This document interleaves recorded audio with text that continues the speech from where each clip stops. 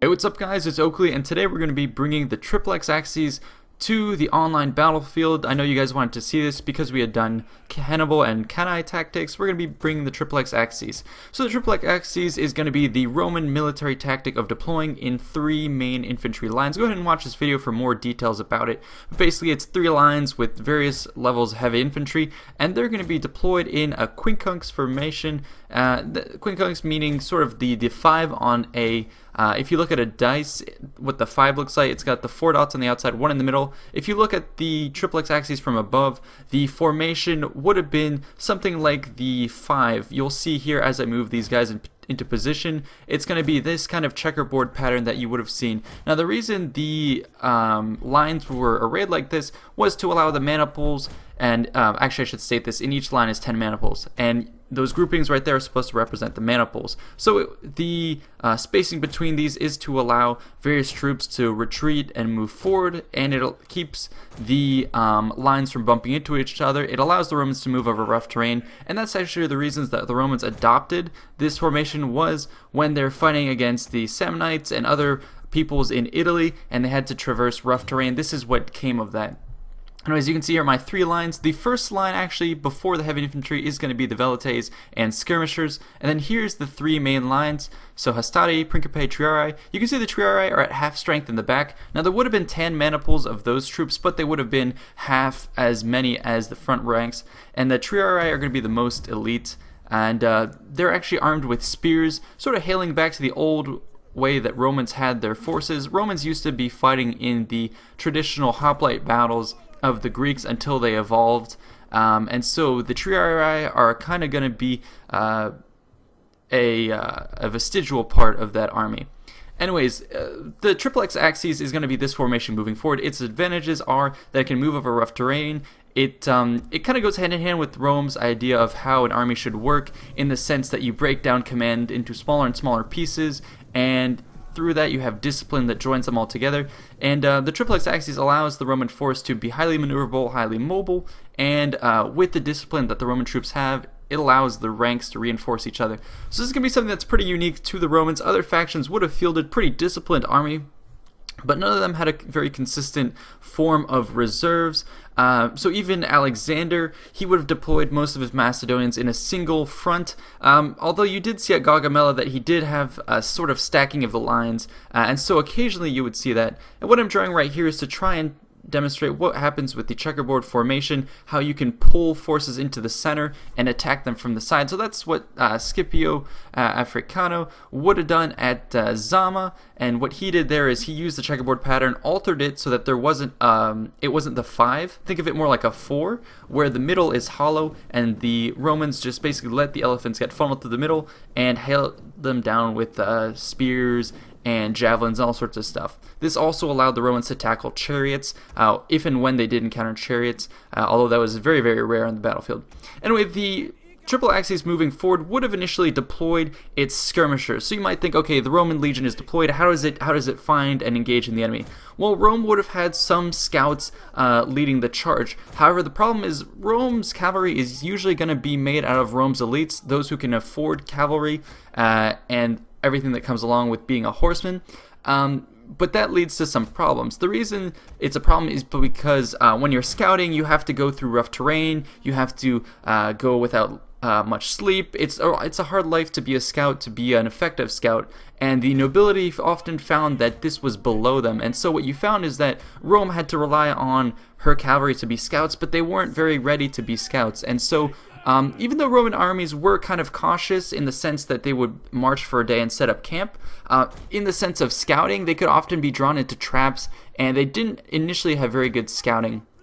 I'm talking about pre-Marian Rome, and this is going to be before the Empire, before a lot of auxiliary troops were used as scouts. And even if they did have auxiliary troops, it would have been a problem. Here I'm describing how the Triplex Acies would have moved out initially in 3 columns and then spread out into 3 rows. The skirmishers would have fanned out and basically kept the enemy army at bay. They're not really supposed to do too much damage, they're just supposed to bide time for the main army to deploy.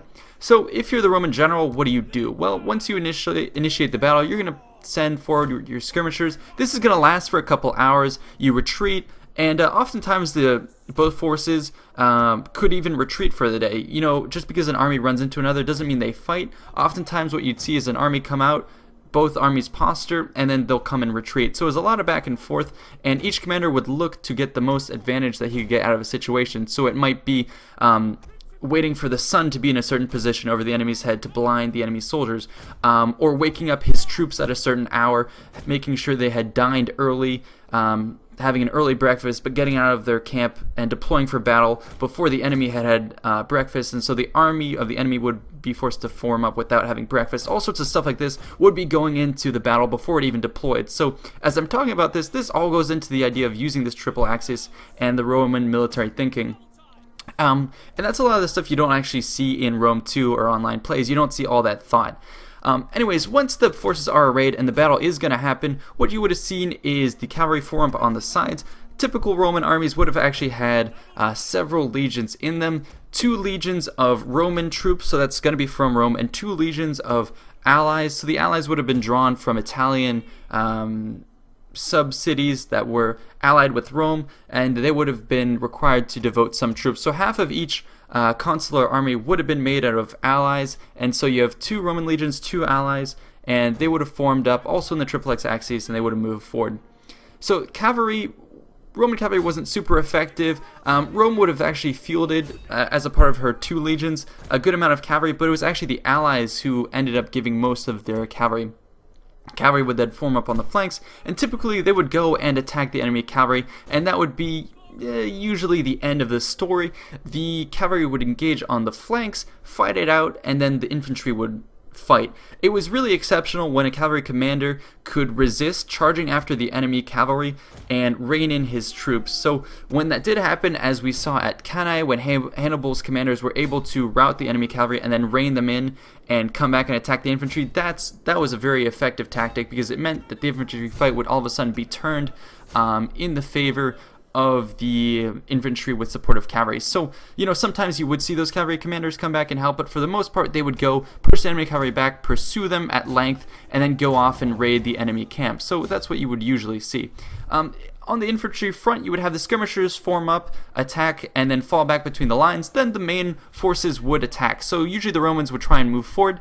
During different periods of Roman history, the Roman army would have either kept silent, or they would have started chanting, raising a cry, a war cry, slowly banging on their shields, a baratus. So it changed with the time period of Roman history. Different tactics. So when you saw them banging on their shields, that's usually when the Roman army was later on in its years. It had less discipline, and it was mostly comprised of barbarian troops. But early on in Roman's history, you would have actually seen them oftentimes be quiet. And so the effect that does is actually instill fear. It's weird, because mostly when you're scared, you try and scream, and it makes you feel better and gets your blood pumping, and it kind of reassures you. But if you can see the enemy army moving towards you dead silent, that just speaks to the discipline they have, and it has a huge psychological effect, even more so than the screaming and shouting. And so that's kind of what the Romans use. But anyways, they would move forward with their first line and engage with the enemy. So this is what I'm trying to recreate here, is the main line, basically just charging forward, shields up. They would have engaged with the enemy. So the first line would have engaged with the enemy main line. The enemy main line would have been maybe sometimes deeper than the Romans, because they wouldn't have 3 lines, and the Romans would brawl with their opponents here. Now, this combat would go on for a while. It's important to note that these types of battles would have taken much longer than Hollywood portrays them. Combat is extremely exhausting for all the men engaged, and so what you would have had is brief fits where the armies come together. The people in the front ranks clash, you know, some people get stabbed, but for the most part, you fight, you kill a dude, you step back. And so it would have been small confrontations like this, and then there would be gaps in the formations. People would attack, fall back. So there would always be some sort of gap between the 2 armies. It wasn't a huge brawl to the death. There was breathing room, and armies would often have to disengage, re-engage, sort of get pumped up for the next round of fighting. And so that's kind of how the Roman reinforcement system worked. In those lulls in the fighting, that's when they would have moved the front ranks back and sent in the rear ranks to reinforce. So that's kind of what I'm trying to show here, is how my front rank is engaged in the fight, and the second rank is going to come and move in. Of course, because here we don't have the simulation of how troops would have been in and out of fighting, I can't retreat my front line without it entirely collapsing.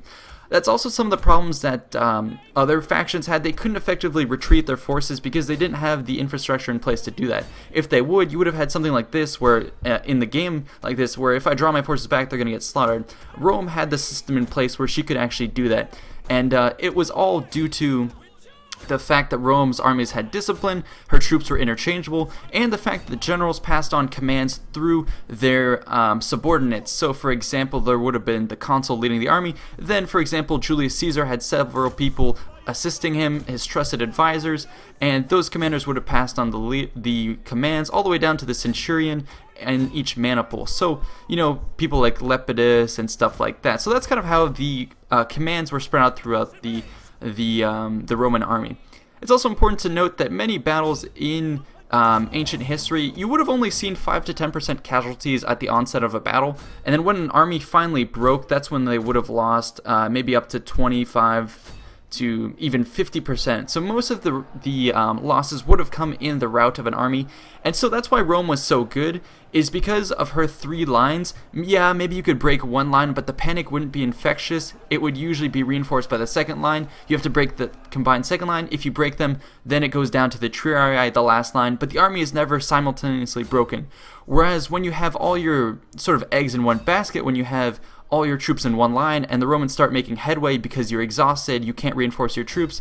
Once the Romans start to break through, that's when you have opposing armies just start to crumble under the pressure. Because they don't have the reinforcement systems, Romans are able to get numerical advantage in certain areas and just start breaking through, and that's how Rome was able to win a lot of these battles. It's just due to her discipline, the fact that even though you cracked one line, more lines would replace it, and even though Rome would oftentimes be at a numerical disadvantage, it doesn't matter. As long as their troops were rested and their troops were organized, they could be as efficient with their troop use as possible. So that's kind of the whole story behind the Triplex Acies. As you can see here on the battlefield online, I'm ending up winning. I would say, however, the Triple Acies isn't super effective in the game online just because of the fact that there's a lot of historical facts that aren't present in here. In the game, as opposing armies that aren't Rome, you do have the discipline that Romans would have had, and so that makes it kind of different. Also, the bird's eye view that you get, all that stuff. So in online, I would recommend that the Triplex Acies, is maybe good in theory, but in practice, it's often better to spread out your forces and surround